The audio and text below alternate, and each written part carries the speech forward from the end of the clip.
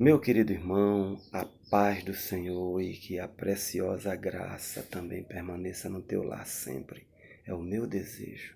Amém? Permaneçamos firmes.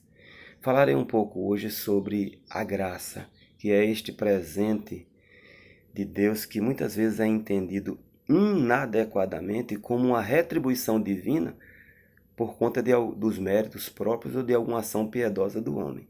Há até aqueles que oram algumas vezes nas suas aflições, e eu nem digo que haja má fé nesses casos, que usam algum texto da Bíblia, sabe? Isso que no seu entendimento autentica o compromisso de Deus de ofertar graça como remuneração das suas orações piedosas ou fortes, sabe? Como a sua presença nos cultos. Tem alguns até que dizem assim, Senhor, o crente fiel, tu tem prometido. A própria pessoa está se dizendo fiel, sabe? Serviço, dízimos e ofertas que doam, generosidades que as pessoas promovem, muitas vezes e muitas outras coisas, né? Sem dúvida, meu irmão, tem a lei da colheita segundo a semente plantada. No entanto, esta lei bíblica, que se configura uma ação natural da justiça de Deus, ela não invalida a lei da graça, que segundo o próprio termo, por si só, já se explica graça. Se é graça, não tem moeda. Vou pegar aqui o livro santo e ler na epístola escrita aos Hebreus, no capítulo 4, versículo 16, para mim dar prosseguimento. Diz assim: Cheguemos, pois, com confiança ao trono da graça, para que possamos alcançar misericórdia, oi, e achar graça, a fim de sermos ajudados em tempo oportuno. O Senhor do tempo é que decide o tempo oportuno, viu, meu irmão? Entre as vertentes da graça, meu irmão, está a salvação eterna, que é a graça majoritária, né? A atração entre pessoas, atração de pessoa para pessoa, a comunhão com Deus, isso é graça, a capacidade de perdoar, a habilidade de perdoar, a empatia, que é olhar pelo ângulo do outro para poder compreender, suportar a aflição com dignidade cristã, sem murmurar. A fé também é graça, fé é presente. O estado de paz também é graça, sabe? Aquele estado de paz e felicidade que é diferente de momentos felizes. Manter a esperança no entreveiro da aflição, esperança no entreveiro da aflição, sabe? A era também que difere da era da lei, enfim. A graça é tudo aquilo que o Senhor nos dá, mesmo sem merecermos. Graça também, meu irmão, é aquela habilidade de torcer pelo bem do outro e colaborar para isso. Eu li uma certa vez, assim, sobre as flores que perfumam as mãos que as esmaga. Li também sobre o beija-flor que ele extrai o néctar das flores, muitas vezes em meio a espinhos. São metáforas maravilhosas, não? E quando praticadas nas relações humanas, configura-se graça divina, viu? Porque é nobreza, meu irmão, filtrar os pontos de atração das pessoas, não apenas os pontos de rejeição. Eu estou passando por um processo de enfermidade e os sintomas eles são muito parecidos com coronavírus. O meu teste para coronavírus ele deu negativo. Hoje completa 15 dias e eu ainda estou um pouco debilitado e estou recomendado pelo médico a passar 15 dias deitado ainda. Lá para o dia 20 é que eu vou me levantar um pouco. O doutor Diógenes Lopes, servo altíssimo de Deus, a quem eu sou muito grato, ele me acompanha e me acompanhou e me acompanha também se eu necessitar nesse momento, né? De uma forma muito afetuosa. Isso por 24 horas dia, meu irmão. Inclusive, ele chegou a ligar para mim às 23h30 para saber como é que eu estava. Imagina aí o carinho cristão daquele servo. Ele acredita ser dengue, o doutor Diógenes. Se não for dengue, uma gripe forte ou uma dessas viroses que derruba a gente e deixa a gente com nojo de comida. Entendeu? Fato é que depois do 5º dia que eu estava nos sintomas, aí a febre aumentou bastante e eu recorri às orações, inclusive nas redes sociais. Quando eu digo recorrer às orações dos amigos, pelo telefone e nas redes sociais. Orações a Deus sempre, né? E milhares de joelhos se compadeceram de mim. Isso é graça. O meu histórico de saúde ele não é favorável para encarar esse vírus malvado, não. Há pouco mais de 4 anos, eu passei por uma enfermidade muito grave, 4 tumores no pulmão e uma lesão no fígado, e tudo comprovado por exame de alta complexidade. Fiz o tratamento na liga. Nesse pacote veio o parecer médico descartando a possibilidade da cura. Inclusive, você que chorou a minha dor, lembra desse processo. Eu também sou hipertenso, sabe? Então é um estado clínico não muito favorável. Aí eu pergunto, por que o meu comportamento interno e externo diante desta virose, que eu pensava ser Covid-19 até o resultado, não foi de alegria e paz, como no caso do câncer? Estou lhe fazendo uma revelação e também uma pergunta. Será que eu tentei roubar a glória de Deus atribuindo aquela cura milagrosa às minhas orações poderosas em algum momento? Ou a fé, uma minha fé muito forte? Ou a confiança até acima da sua própria confiança? Não. O Senhor sabe que não, meu irmão.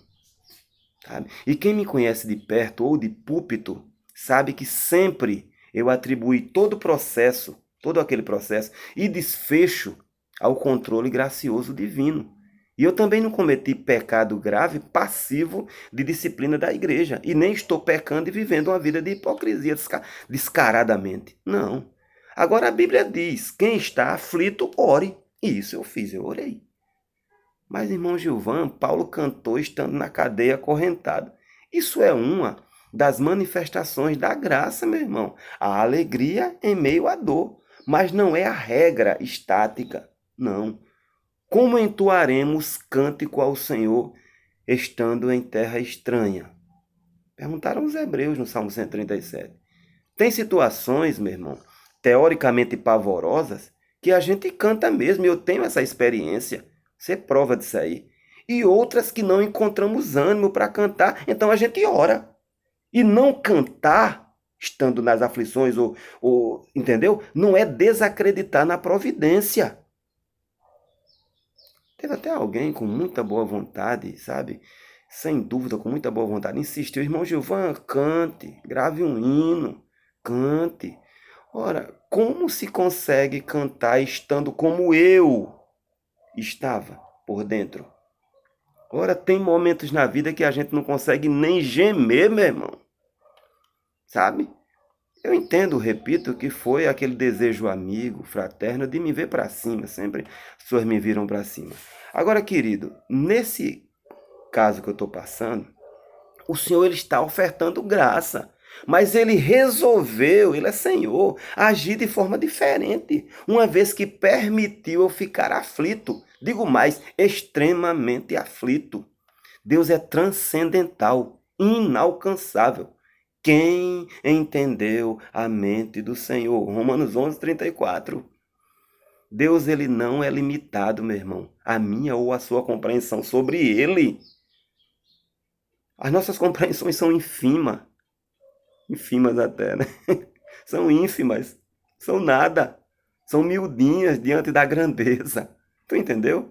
Ora, meu irmão, Deus ele curou um cego misturando cuspe com areia. Cuspe com areia. Vai curar a tua cegueira mudando cuspe com areia ou a cegueira de alguém? A areia até piorou a situação. E aquele cego nem pediu para ser curado. Entendeu? E ele curou um outro cego dizendo: a tua fé te salvou. Este sim, ele pediu, clamou pela cura. Então, quem, pois, conheceu a mente do Senhor? A graça do Senhor ela é infinita, ela é maravilhosa. Conceitua aí esse termo. Se eu não consigo, meu irmão, explicar como se processa as maravilhas operadas por Deus, logo eu não estou capacitado para explicar como se processa a graça divina. E se eu me aventurar a explicar, a querer, eu estarei limitando algo transcendente a algo finito, humano, efêmero. Alguém até pode afirmar, eu acredito que não tem essa pessoa, mas pode ser que alguém desavisado, mas a Bíblia diz que ao humilde Deus dá graça. Então o senhor não é humilde? E quem foi que disse que eu já falei que sou? E aí, se eu não sou? A Bíblia responde, meu irmão, isso como garapa com açúcar. E eu vou citar lá agora. Primeiro, eu jamais, que outros lábios te louves, eu jamais propaguei humildade minha, porque eu tenho consciência que não sou. E quem conseguir passar pelo filtro divino da humildade, me atire a primeira pedra. Deus está me dando graça sim, meu irmão, mesmo em meio a toda a aflição que eu passei, mas por misericórdia sua, não por merecimento meu, humildade minha. Segundo, o humilde, ele não faz requerimento da graça quando ele está jogado nos pés de Deus. O humilde nem se joga nos pés de Deus, ele pensa, se joga até fisicamente, entendeu? Ele suplica, o humilde sim, suplica pela graça, suplica. O onisciente, ele dá a graça porque ele decodifica, entendeu? Que ali há humildade, não porque o homem presume a própria humildade. Terceiro, a oferta divina da graça, ela não significa a ausência do estado psicológico da aflição. Assim, todo mundo estaria frito, como diria o pastor Marcos de Souza, entendeu? A aflição interior é diferente de blasfêmia, que blasfêmia é denegrir Deus, ou de murmuração, que é se queixar que Deus é impotente para agir.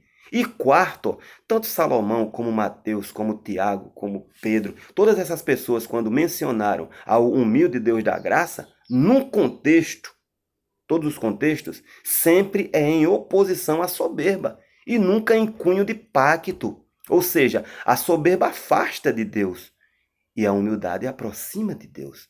E o aproximar-se de Deus chama-se graça.